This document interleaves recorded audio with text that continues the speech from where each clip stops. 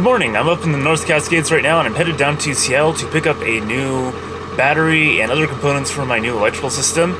I was supposed to be getting my heater in today, but looks like that got delayed somewhere, and so I'll have to get that next week, I guess. That's alright, because getting the electrical system installed is really the first step to getting the heater installed anyway, so it all works out in the end. Fall seems to have come really late this year, but it finally is here, and at the end of October, we have really nice fall colors, and all the leaves are starting to fall onto the ground. Makes for really fun visits to campsites. You can hardly even see the road, there's so many leaves around.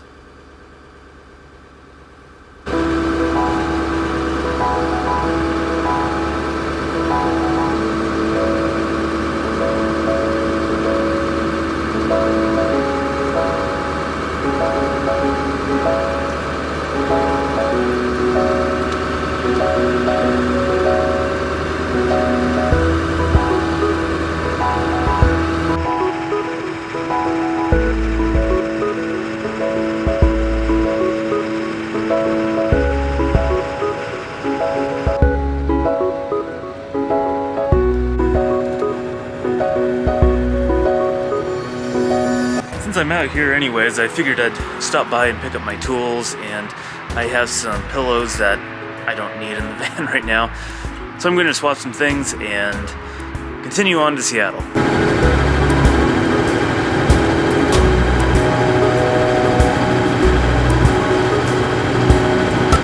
Well, I stopped at a gas station a couple of minutes ago just to top up my fuel tank since fuel is so much cheaper up here, and it looks like my Skoolie is getting closer to 16 miles per gallon now. It's amazing what happens when you get rid of all the fuel leaks. It gets a lot better fuel mileage, so I'm really happy about that.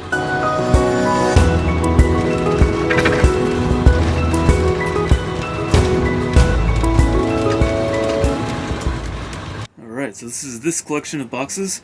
Should have one more coming next week, but I need to get back up north before traffic gets too bad. I made it back from the post office without too much trouble. So let's do some unboxing here.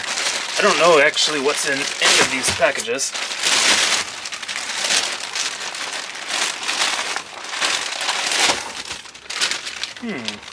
Alright. So we have one power cable. So this is a solar connector cable. And a Renogy solar charger controller. Excellent. So these are all things that, as you can imagine, are part of my new electrical system. Okay, so this is box number 2.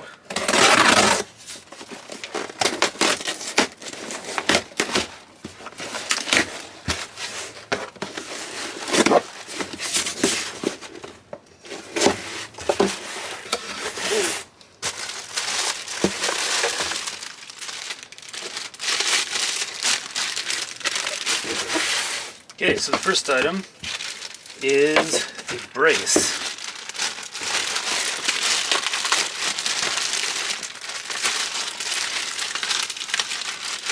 And there it is. So for people that don't know their hand tools, this is what people use before drills a lot of the time. Some cool things about it are that it's ratcheting. So because I don't want to use a lot of power, these things are awesome. I've never actually owned one, but I've used them before in the wooden boat shop. Okay, here we have a 12-volt power outlet with a couple USB ports. You can never have too many USB ports. So this is going to power my refrigerator, because my refrigerator uses this style of 12-volt plug. And that will give me a couple more USB ports, because everything I have is rechargeable USB. Alright, you might be able to tell what this is from the package if you have been researching these things very much.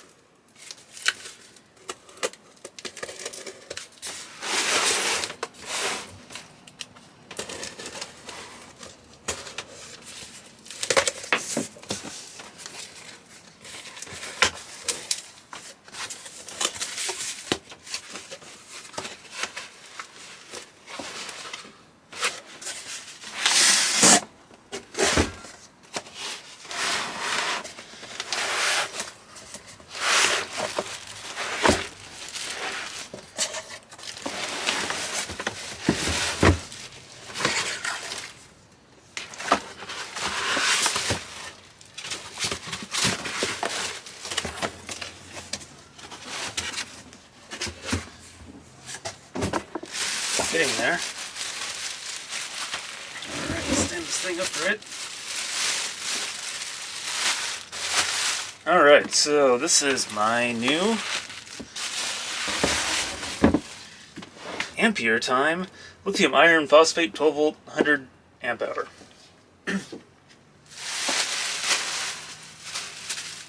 So I decided to go with this. It has pretty decent reviews. The only real problem that I've seen people have with them is they don't have a low temperature cutoff. But the fact is, if the interior of the bus drops that cold anyways, I'm going to have all kinds of issues because I have so many rechargeable devices with lithium batteries. I actually made a video a little while back about electrical systems and why I was going more with the modular system. And I do prefer those, but they have their limitations, and one of them is price and also the number of amps you can draw. And I'm going to need to draw, at least for short periods of time, a lot of amps. So to do that, I needed a separate system, and I debated quite a while about going either lead acid or lithium ion, but when I started looking them up, this battery here and a lot of these lower cost lithium iron phosphate batteries, it actually costs less than lead acid batteries just to buy it. Part of that's because this is a true 100 amp hour battery. You can use 100 amp hours, and lead acid batteries are rated a little bit differently, so they might have theoretically 100 amp hours that you can use, but in reality you don't want to use more than half of that. So when you start doing the math on different batteries, the batteries like these are a lot cheaper, they're smaller, lighter, they're just better in every way. Okay, so I'll talk a little bit about my Renogy Wanderer and why I chose this. Mostly it's because of the small inexpensive charge controllers. This was one of the few that actually does lithium, and it's backed by a real company, not some place in China. I should also point out that it does have a temperature sensor input. I think you have to buy that separately, and then an RS-232 connector, so you can hook it up to Bluetooth and stuff like that, or network, all kinds of crazy stuff if you really want. This is a really basic charge controller. I only have 100 watts of solar, so this is perfect for my needs right now, and it will allow me to expand to, I think, up to 200 watts of solar, if I remember right, and that would match the battery quite well, although I don't necessarily need that much. I'm fairly sure I can get away with my single 100 watt solar. So the one thing I am confused by is this here. So this is a battery cable, so this is supposed to hook up the battery to my charge controller, but there's some obvious problems here. So these have wire connectors, this doesn't. This has lugs on both ends, and there's also supposed to be two of these, one for positive and negative, so I don't know where those are.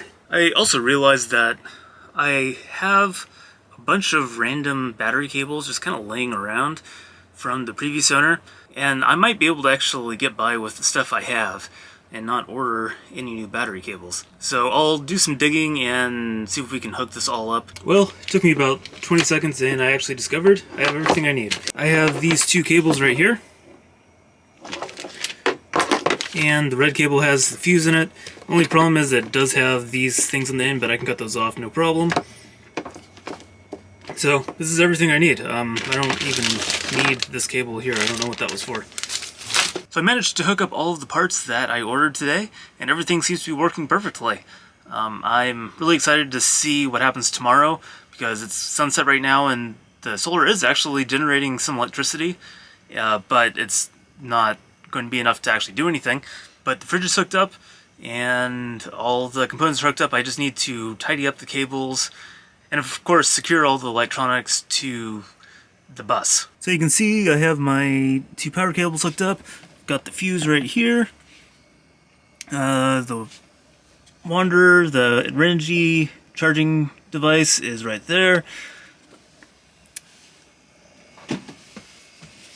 As you can see under there, the fridge is on and running. And there are my two cables going up to the solar. I wasn't actually expecting to be able to get all this working today.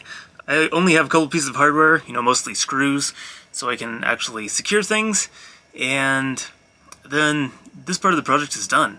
I just have to wait for the heater, which is coming tomorrow. Unfortunately, I'm working tomorrow, so I don't think much is going to happen until next week.